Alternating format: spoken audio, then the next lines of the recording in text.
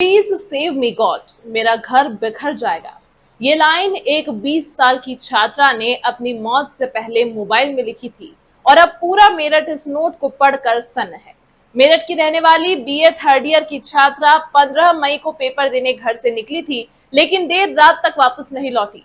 परिवार ने तलाश शुरू की, पुलिस में शिकायत दर्ज कराई और फिर 2 दिन बाद घर से 25 किलोमीटर दूर गन्ने के खेत में उसकी लाश मिली। शुरुआत में मामला और भी खौफनाक लग रहा था, लेकिन पुलिस जांच में जो सच सामने आया उसने हर किसी को हिला दिया।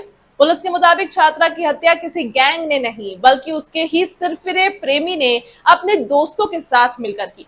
आरोपी ने कबूल किया कि दोनों पिछले 3 साल से दोस्त थे, लेकिन जब उसने लड़की को किसी दूसरे लड़के से बात करते देखा तो वो बुरी तरह भड़क गया। गुस्सा इतना बढ़ गया कि उसने अपने दोस्तों के साथ मिलकर छात्रा की हत्या कर दी। लेकिन इस पूरे केस में सबसे दर्दनाक वो आखिरी नोट है जिसमें लड़की बार बार भगवान से खुद को बचाने की गुहार लगा रही थी। अब पुलिस ने मुख्य आरोपी को गिरफ्तार कर लिया है, जबकि उसके 2 साथी अभी भी फरार हैं। सोशल मीडिया पर लोग अब एक ही सवाल पूछ रहे हैं, आखिर कब तक एक तरफा जुनून मासूम जिंदगियां खत्म करता रहेगा।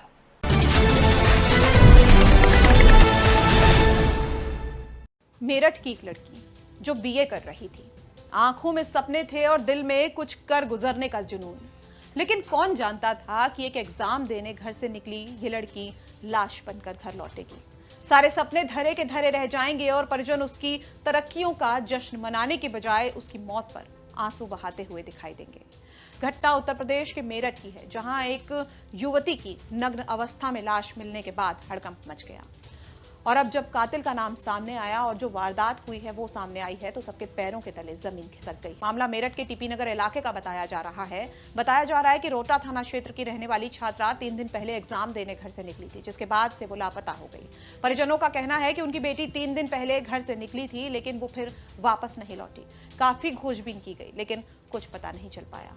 इसके बाद 16 तारीख को थाने में अंकुश नाम के एक लड़के पर शक जताते हुए परिजनों ने अपनी बेटी की गुमशुदगी की रिपोर्ट दर्ज करवाई थी। लेकिन इसके बाद रविवार यानी 17 मई को थाना रोहटा क्षेत्र के गांव के एक खेत में एक लड़की का अर्धनग्न शव मिला। करीब 1 घंटे की मशक्कत के बाद युवती की पहचान इसी गुमशुदा छात्रा के रूप में हुई।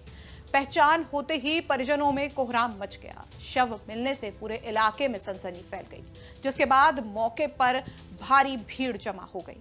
सूचना मिलते ही रोटा थाना पुलिस मौके पर पहुंची और घटनास्थल का निरीक्षण करते हुए मामले की जांच शुरू कर दी। शव को कब्जे में लेकर पोस्टमार्टम के लिए भिजवाया गया। मौके पर फोरेंसिक टीम को बुलाकर और साक्ष्य जुटाने का काम शुरू किया गया। अब परिजनों ने आशंका जताई है कि दुष्कर्म के बाद छात्रा की हत्या की गई है। वहीं पुलिस ने फिलहाल मामले पर एक आरोपी को गिरफ्तार कर लिया है। ये वही आरोपी है जो छात्रा का पूर्व प्रेमी बताया जा रहा है और परिजनों ने भी इसी पर शक जताया है। बताया जा रहा है कि आरोपी ने अपना जुर्म भी कबूल कर लिया है। उसका कहना है कि छात्रा के किसी और से संबंध थे, जिसके शक को लेकर उसने इस हत्या की घटना को अंजाम दे दिया। थाना रोहटा क्षेत्र में युवती का शव मिला है, पूरी घटना क्या है?